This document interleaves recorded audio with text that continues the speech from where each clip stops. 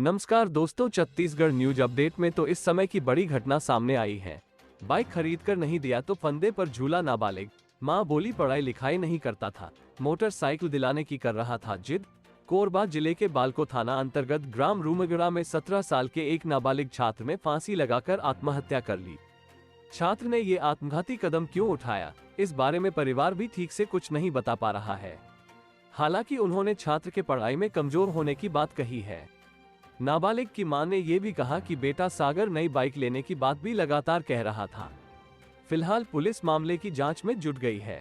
जानकारी के मुताबिक ग्राम रूमगड़ा के शिवनगर में सुनीता कंवर अपने बेटे सागर और बेटी के साथ रहती है।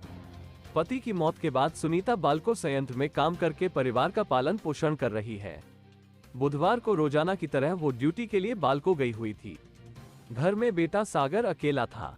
दोपहर 12 बजे बेटे ने मां को फोन किया और किसी काम से कोरबा जाने की बात बताई।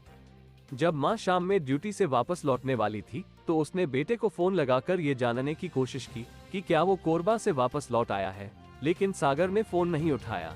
बार बार फोन लगाने पर भी जब छात्र ने फोन नहीं उठाया तो मां को चिंता हुई। उसने घर के पास रहने वाली एक रिश्तेदार से घर जाकर देखने के लिए कहा। रिश्तेदार जब उनके घर पहुंची तो कमरा अंदर से बंद मिला। तब उसने सुनीता को ये बात बताई। मां सुनीता और बाकी परिजन जानकारी मिलने पर तुरंत मौके पर पहुंचे। दरवाजा बंद मिलने पर उन्होंने खिड़की खोलकर कमरे के अंदर देखा तो सागर फांसी के फंदे से झूलता हुआ मिला। ये देखकर मां बदहवास हो गई।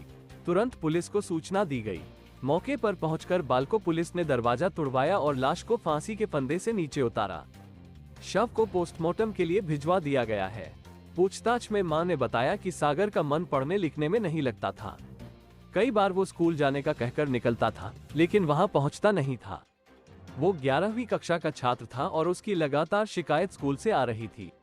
वो स्कूल जाने के बजाय इधर उधर घूमता रहता था और किसी तरह समय काट दिया करता था। मां के समझाने पर भी वो बात नहीं सुन रहा था। उसके पास एक पुरानी बाइक थी और अब वो नई बाइक खरीदने की भी जिद कर रहा था। पीड़ित मां ने कहा कि फिर भी उसे आत्महत्या की सही वजहों की जानकारी नहीं है।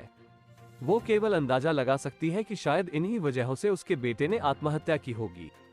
फिलहाल पुलिस जांच में जुट गई है और मृतक के दोस्तों और आसपास के लोगों से भी पूछताछ कर खुदकुशी की वजहों को जानने की कोशिश की जाएगी।